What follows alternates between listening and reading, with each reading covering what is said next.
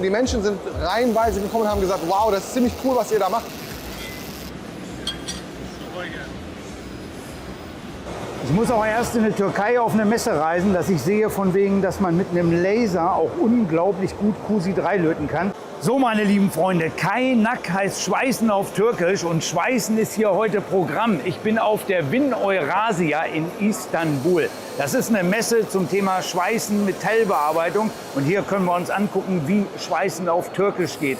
Hier sind natürlich nicht nur türkische Anbieter, hier sind internationale Anbieter und auch Made in Germany wird hier wirklich extrem groß geschrieben. Ich habe eine Menge interessanter Gesprächspartner. Wir gucken uns eine Menge an Technik an. Das wird euch wirklich alle abholen und begeistern. Auf der anderen Seite ist es natürlich so, so eine Messe verändert sich gerade radikal.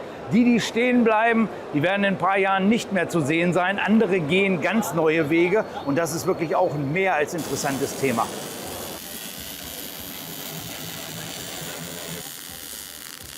So, 3D-Drucken war gestern. Das ist eine komplexe Geometrie und das wurde in einem Stück komplett geschweißt. Das ist natürlich hier ein Mic-Mac-Prozess und dann wird das Ganze aufgetragen, bis wirklich so eine Geometrie entsteht. Und da sieht man, was da heutzutage möglich ist. Normal bräuchte man ja einen riesengroßen Block, würde das aus dem Block rausfräsen oder man hätte eine Schweißkonstruktion. So ist wirklich alles aus einem Stück. Und jetzt wäre es natürlich möglich, dass man das hier noch nachbearbeitet. Aber für viele Anwendungen reicht sowas auch vollkommen aus.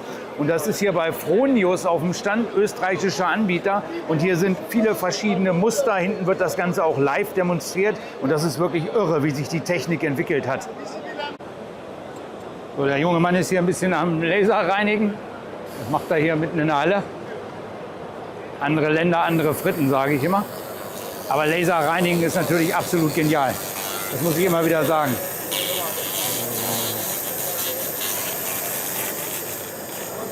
Und das ist mal nicht irgendein Spielzeug, das ist natürlich mal ein Hammergerät. Wenn man schweißen lernen möchte, dann braucht man heutzutage kein Material mehr verballern. Da gibt es wirklich 3D-Visualisierung und das ist Wahnsinn, wie sich das Ganze entwickelt hat. Ich bin hier gerade bei der Firma GK-Mac. Das ist ein türkischer Anbieter und hier bin ich gerade ein bisschen am Schweißen üben. Das heißt, ich habe hier eben im Mac-Verfahren eine Kehlnaht geschweißt und das ist wirklich verdammt realistisch. Das Einzige, was nicht da ist, ist die Hitze und man hat das Blech nicht verballert. Man kann hier den Prozess auswählen, hat einen ganz normalen Mac-Brenner, sieht das Ganze durch den Helm, sieht die Parameter, selbst den Schweißrauch sieht man. Und hier wird das Ganze dann nochmal an dem Bildschirm gezeigt. Hinterher kann man sich auch sein Ergebnis angucken und das geht nicht nur für eine Kehlnaht oder ähnliches, da kann man auch am Rohr eine Naht schweißen, da kann man eine offene Wurzel schweißen. Damit ist wirklich alles möglich. Es ist also auch Wahnsinn, wie sich die Technik in so einem Bereich entwickelt hat.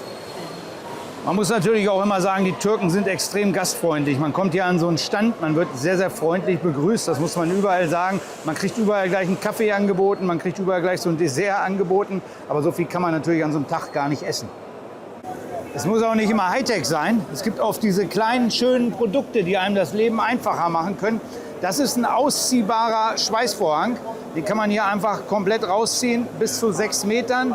Dann kann man sich hier irgendwo Haken positionieren, dann kann man das Ganze hier festhaken. Hat einen Schweißvorhang, den kann man auch um Ecken machen und alles. Also sehr, sehr interessante Sachen. Das erklärt uns aber auch der Hersteller ganz einfach mal selber. Dies ist unser einziehbarer Schweißschutzschirm von Shaver Industries. Wir fertigen in Kanada. Das Gerät lässt sich auf bis zu 6 Meter ausziehen und ist in verschiedenen Farboptionen erhältlich. Das Gerät wird also ausgezogen und an einem anderen Pfosten eingehängt und zieht sich dann ganz einfach wieder so zurück. Wir bieten auch eine mobile Basisoption an. Mit der mobilen Basis können Sie das Gerät bewegen und Ihre Anordnung je nach Schweißaufgabe flexibel gestalten. Sie sorgt außerdem für ein ordentliches Erscheinungsbild in Ihrer Einrichtung und lässt sich einfach verstauen. So, und wenn man in der Türkei auf einer Messe ist, dann trifft man natürlich auch Menschen aus Bayern. Ich bin hier mit dem Leo von Siegmund.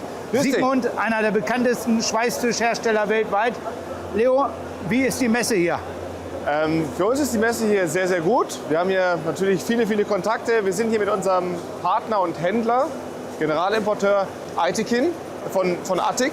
Und ja, wir haben hier eine gute Zeit, wir haben hier gute Gespräche. Und ihr habt nicht nur viele interessante Schweißtische und Zubehör mitgebracht, sondern ihr habt wieder mal auch ein tolles Motto-Shirt entwickelt. Wie kommt man auf solche verrückten Ideen? Wir haben es gehört eigentlich von der Urban Steel, oder von den Urban Steel Rockstars, dass ihr so einen riesigen Dönerspieß schweißt. Und da dachten wir uns, wir müssen was Passendes dazu machen. Wir machen Mick-Mack Kebab und schweißen quasi mit euch mit. So, und ich habe mich gleich verliebt in diesen wunderschönen kleinen Drehtisch. Das ist ein Akkudrehtisch, den kann ich hier auf dem Schweißtisch anpflanzen. Was ist das für ein Akku hier unten drin? Ein von Bosch mit quasi M-Share. Ach, das ist das M-Share-System, ja? Genau. Passt natürlich hier perfekt auch wieder in unsere Bohrung. Ja, und dann halt verschiedene Einstellungsmöglichkeiten. Von Zweitakt, Viertakt, Viertakt Wave, Sechstakt. Jetzt können wir zum Beispiel hier reingehen, können wir die Geschwindigkeit einstellen. Und dann fährt er los. Das kannst du auch schneller machen. Der sieht natürlich auch richtig schön massiv aus, ne? Wir haben hier gleich auch einen Masseanschluss, das ist auch wichtig. Hinten dran ist ein Gasanschluss, das heißt ich kann wahrscheinlich hier mit einer Lanze in ein Bauteil reingehen, das formieren. Direkt, ne? genau. Ist natürlich für jeden, der irgendwo gerne schweißt und Rohrsysteme schweißt, ein absolutes Träumchen. Ne? Ja, sehr geil. So, und wenn man Siegmund mal live sehen will, dann gibt es in nächster Zeit auch viele schöne Events. Genau, wir sind nächstes Wochenende, müsste es glaube ich sein, beim Erik auf dem Weltend, Alulöffel. Und danach natürlich die große Euroblech in Hannover. Das ist ein Laserreinigungsgerät, ist nichts Besonderes sicherlich, aber das Ganze ist als Rucksack ausgeführt mit einem Akku. Hat mir der Kollege hier gerade vorgeführt, ist wirklich auch sehr, sehr interessant. Und gleichzeitig hat er mir dann hier noch das Lasergravieren gezeigt. Das ist ein Lasergraviergerät. Damit hat er mal in 2-3 Sekunden meinen Kanalnamen ganz einfach hier auf das Metall drauf graviert. Und im nächsten Schritt sind wir jetzt zum Laserschweißen gegangen. Und beim Laserschweißen hat der Kollege mir das Ganze zusammengeschweißt. Sehr interessant, funktioniert sehr genial. Gerade hier diesen Laser-Rucksack zum Reinigen oder so, sowas habe ich natürlich noch nie gesehen. Damit kann man 1 Stunde lang Laser reinigen. So, am Ende des Tages ein sehr, sehr schönes Ergebnis. Das sieht wirklich toll aus. Zusätzlich haben die mir das Laserpunktschweißen gezeigt. Sowas habe ich auch noch nicht gekannt. Das heißt, der Kollege hat hier ganz einfach 2 Sachen zusammengepunktet mit dem Laser. Ähnlich wie das Spot-Welding. Das Ganze ist einfach zusammengepunktet. Wir haben hier mal den Festigkeitsversuch gemacht. Das kriegst du nie wieder ab. Was man aber ganz klar sagen muss, die laufen hier mitten in der Halle rum. Keiner hat irgendeine Schutzbrille auf. Ich habe mal nachgefragt, von wegen, ist das nicht extrem gefährlich, was ihr macht? Der Laserhelm liegt daneben, aber den nutzt hier wirklich keiner. Die Absaugung steht hier, die nutzt hier auch wirklich keiner. Das ist natürlich immer so ein bisschen Licht und Schatten. Ich habe dann mal ein bisschen näher nachgefragt und die haben mir gesagt, von wegen, ja, in Deutschland wäre das so. Hier ist es auch gefährlich. Wenn man das regelmäßig macht, sollte man Schutzausrüstung nutzen. Aber hier auf einer Messe, da wäre alles anders. Das sind halt die Unterschiede zwischen der Türkei und Deutschland. So, wie man hier nicht alles so trifft, wer die junge Dame nicht kennt, das ist Anna alias Monoista, die ist bekannt aus ZDF und ich kenne sie natürlich von der Schweißtechnik her. Anna beschäftigt sich mit dem Thema Schweißtechnik. Anna, wie gefällt dir die Win Eurasia? Mega spannend hier. Erstmal super cool, dass ich dich hier getroffen habe und auch die anderen Jungs und Mädels. Hier ist super viel los, man kann sich hier super viel angucken. Große Marken sind hier, wie zum Beispiel Trumpf, Camper, Siegmund, also kann man gucken, was es Neues gibt und sich connecten. Also ich bin großer Fan und Istanbul ist echt wirklich schön. Man sieht natürlich in vielen Bereichen, dass sich so eine Messe wirklich gravierend verändert hat. Gerade Influencer, sogenannte Content Creator sind hier ein riesengroßer Part. Hier ist zum Beispiel eine junge Dame aus der Türkei und die baut hier Skulpturen und zeigt das verschiedenen Leuten. Viele Leute kennen die von Instagram. Hier ist noch eine zweite junge Dame. Das heißt, Frauen sind hier wirklich auch am Schweißen. Und auch ich bin bei den Urban Steel Rockstars, mit denen bin ich hier hergekommen. Und zwar, die versuchen, eine Messe so ein bisschen attraktiver für die Zuschauer zu machen mit verschiedenen Projekten, mit verschiedenen Events. Und dazu habe ich jetzt einen ganz speziellen Gast, der uns das mal ein bisschen näher erklären kann. Ich bin hier mit dem Björn Kemper. Kemper kennen viele als Absaugtechnik, die machen aber auch was ganz anderes. Die versuchen aktuell gerade, die Messe zu revolutionieren unter dem Urban Steel Rockstars. Ihr habt mich eingeladen, ich habe vielen, vielen Dank dafür. Björn, was ist Urban Steel Rockstars? Ja, erstmal sehr schön, dass du der Einladung gefolgt bist. Herzlich willkommen hier in Istanbul. Und Urban Steel Rockstars ist man kann sagen, ein Schweißfestival oder Welding Festival. Das war zumindest die Grundidee, die Frederik und ich mal hatten damit, dass wir etwas kreieren wollten, was nicht nur Messe ist, wo man zwar Produkte sehen kann, aber wo der Kern eigentlich die Kommunikation zwischen den Menschen ist und ein bisschen Entertainment drumherum. Also eine Art Festival für die Schweißbranche. Wir haben ja schon 2 Projekte, wo ich auch da war. Einmal in Berlin, einmal in Frankfurt. Genau. Das war ja auch schon sehr interessant. Und hier ist nochmal so die Steigerungsform. Wir haben zusammen was gebaut, wir haben zusammen geschweißt. Ich habe viele Aufnahmen gemacht. Und ist die Frage natürlich, wo soll so eine Reise hingehen?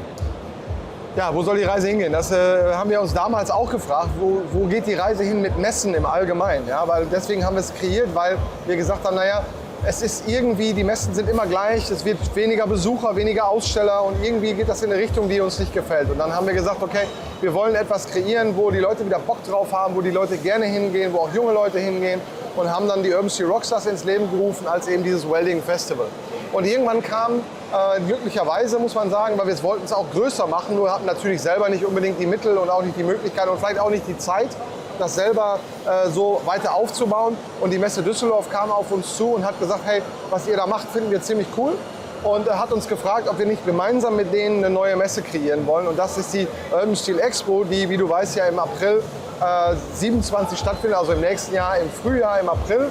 Und da integrieren wir, so wie wir es hier gemacht haben, im ganz kleinen Rahmen, in eine klassische Industriemesse. Unser Konzept mit der Urban Steel Rockstars in diese Messe wird integriert in die Messe. Und somit reichern wir die Messe letzten Endes an, um eben diese Festival-Idee halt einfach. Das ist so die Zukunft. Das ist auch so ein bisschen meine Erfahrung. Wenn du hier auf der Messe rumgehst, du hast ein paar Hotspots, da ist richtig was los.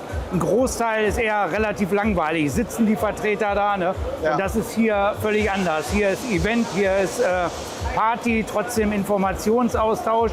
Ich habe an euren Events mehr Leute kennengelernt als in den ganzen 10 Jahren zuvor, in denen ich auf Social Media tätig bin, muss ich wirklich sagen. Auch dieses Wochenende wieder oder die Woche. Das ist also wirklich absoluter Wahnsinn. Ja, es hat genau die Idee dahinter, was du gerade beschrieben hast. Ja, dieses Connecting und dieses Zusammenbringen von Menschen. Und wir haben damals mal auf einer Messe von Camper ausprobiert, wie das funktionieren kann. Da haben wir 80% nur Entertainment gemacht, hatten Tätowierer auf dem Stand, hatten einen DJ auf der Stand, hatten eine große Bar, haben jeden Abend den Fairdowner gemacht. Und die Menschen sind reihenweise gekommen und haben gesagt, wow, das ist ziemlich cool, was ihr da macht. Und du hast es gerade schön beschrieben. Man sieht halt manche Stände, da sitzen eigentlich nur die Leute, die da arbeiten, herum. Nur das Standpersonal sitzt auf dem Stand herum und es passiert nicht so richtig was. Und Menschen bleiben halt da stehen, wo Action ist, wo Musik ist, wo tolle Leute sind, wo was passiert, zum Beispiel, wo was geschweißt wird und so weiter. Und das ist so ein bisschen die Idee dahinter, der Kerngedanke, eben diese Industriemesse und die Information, die natürlich darüber gebracht wird, die technische oder die nackte Information, letzten Endes mit diesem Entertainment-Gedanken und mit diesem Netzwerkgedanken zusammenzubringen. So, dann sage ich vielen Dank und freue mich auf tolle Events mit den Urban City Rockstars. Vielen Dank. So, und wenn man mal 0,4 mm schweißen will, dann ist man bei dieser Anlage hier genau richtig. Das ist ein Spot-Welder. Er hat dann hier oben ein Mikroskop und hat mir das gerade gezeigt, hat hier einfach mal diesen Würfel geschweißt. Dieser Würfel ist 0,4 mm und der könnte noch deutlich dünner gehen. Und die Ergebnisse kann man sich hier angucken, das sieht wirklich auch beeindruckend aus. Und das Interessante ist, im Gespräch hat er mir dann gerade erzählt, das ist eine deutsche Firma, die diesen Spot-Welder herstellt. Ist hier gepunktet, der bringt so wenig Wärme rein, dass er die Folie dann hier nicht irgendwo beschädigt. Sieht man hier, ne? Ist auch sehr interessant. Das heißt, so kleine Punkte, es ist fest, aber die Folie ist dann trotzdem nicht beschädigt. So, man sieht an vielen Ständen, hier wird wirklich Deutsch gesprochen. Zum Beispiel ist hier Lorch. Lorch ist einer so der letzten Schweißgerätehersteller, der wirklich noch in Deutschland fertigt. Und ich muss sagen, Lorch sieht immer oft so ein bisschen oldschool-mäßig aus. Dahinter verbirgt sich aber wirklich Spitzentechnik. Technik, die so unglaublich robust ist. Ich habe neulich mal jemanden da gehabt, der hat vor 20 Jahren sich so ein Gerät gekauft. Bisschen ältere Version. Er hat gesagt, Manni, bring mir mal das Wick-Schweißen bei. Das haben wir damit gemacht. Und ich fand die Kennlinien und wie das Gerät geschweißt hat, wirklich extrem genial. Ich muss auch erst in die Türkei auf eine Messe reisen, dass ich sehe von wegen, dass man mit einem Laser auch unglaublich gut QC3 löten kann. Das ist auch ein ganz tolles Ergebnis. Ich bin hier auch so nicht mal an einem türkischen Stand, sondern an einem deutschen Stand bei Laserline. Hi, ja, ich bin der Johannes von Laserline.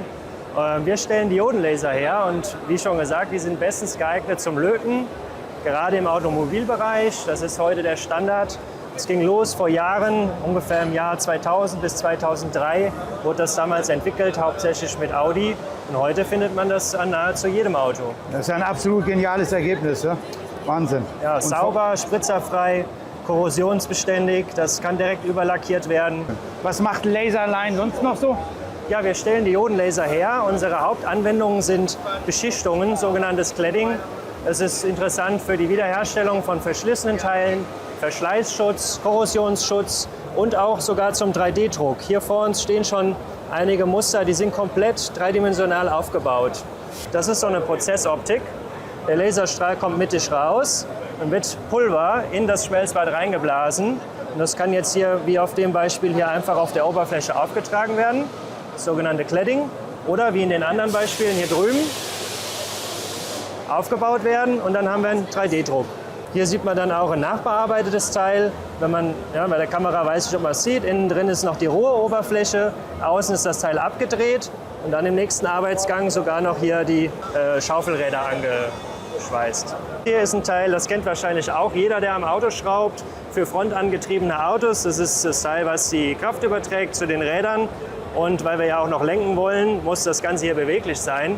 Da sind Kugeln drin und das ist lokal lasergehärtet, damit die Bauteile entsprechend lange halten. Das heißt, er härtet hier die Oberfläche in dem Bereich auf, die Verschleißflächen. Korrekt. Der Laser kann ganz lokal Wärme einbringen, bis nahe an den Schmelzpunkt. Und dann fährt man einfach weiter und weil die Wärmeeinbringung in so einem kleinen Bereich ist, kühlt das so schnell ab, dass die Oberfläche automatisch härtet. Das ist ja Wahnsinn, was mit so einem Laser noch alles möglich ist. Ne? Ich habe heute schon so viel über Laser gesehen. Laser schweißen, Laser reinigen. Das Ganze ohne Schutzbrille ist hier so Standard. Wahnsinn. Ne? Ja gut, andere Länder, andere Sitten. Aber das sind auch so Sachen, die habe ich noch nie gesehen. Ich würde sagen, da können wir euch eigentlich mal besuchen, oder? Gerne. Kommt gerne vorbei in Mülheim-Kärlich bei Koblenz. Da sind wir zu Hause und da könnt ihr gerne reinschauen. Am Ende des Tages natürlich die Frage, warum nicht mehr türkische Stände? Das ist so ein bisschen mein Dilemma bei der Messe gewesen. Die Anwendungstechniker, die dir wirklich die tolle Technik zeigen können, erklären können, die konnten in der Regel wirklich auch nur Türkisch oder beziehungsweise irgendwelche arabischen Sprachen oder so. Das ist alles nicht, was ich spreche. Ich kann Deutsch, ich kann ein bisschen Englisch, von wegen, da bin ich da in vielen Bereichen leider nicht weitergekommen. Darum habe ich mich ein bisschen mehr auf die deutschen Stände fixiert. Ist aber wirklich Wahnsinn. Also wenn man immer so denkt, Deutschland geht den Bach runter oder so, gerade im Maschinenbau, gerade in der Schweißtechnik oder so, da haben wir doch noch richtig schöne Technik und das sieht man auch hier an diesem Video, was da nicht alles so möglich ist. Ansonsten gibt es natürlich tausende von Asiaten, die man sich hier angucken kann und was halt wirklich immer interessant ist, sind die Urban Steel Rockstars, dass man da wirklich eine Messe auf ein neues Niveau bringt und da engagiere ich mich auch immer gerne, habe hier meine Freizeit verbracht, bin damit hingeflogen, habe mir das alles mal angeguckt, habe mit an diesem XXL-Dönerspieß gebaut. Wir hatten unwahrscheinlich viel Spaß, eine Menge toller Leute und ich sage in dem Zuge auch nochmal vielen, vielen Dank an alle, die mit waren. Ich wünsche euch viel Spaß beim Schweißen. Ich könnte euch jetzt noch stundenlang weiter Automatisierungstechnik zeigen, ich könnte euch noch Roboter zeigen, ich könnte euch Hände zeigen, die man teachen kann und. Das wird am Ende des Tages alles so ein bisschen langwierig. Ich habe noch ein schönes Interview aufgenommen mit dem René von Kloß. Da werde ich eventuell noch mal ein extra Video machen, weil das Interview geht alleine auch schon eine Viertelstunde. Wäre schade, wenn man das irgendwo zusammenkürzt. Kloß, auch eine ganz tolle deutsche Firma, Automatisierungstechnik vom Allerfeinsten, gerade in diesem arabischen Bereich auch wirklich extrem gut vertreten. In diesem Sinne, ich wünsche euch viel Spaß beim Schweißen. Bis dann, euer Manni. So, das ist dann der Schweißer der Zukunft. Der verabschiedet sich dann für heute.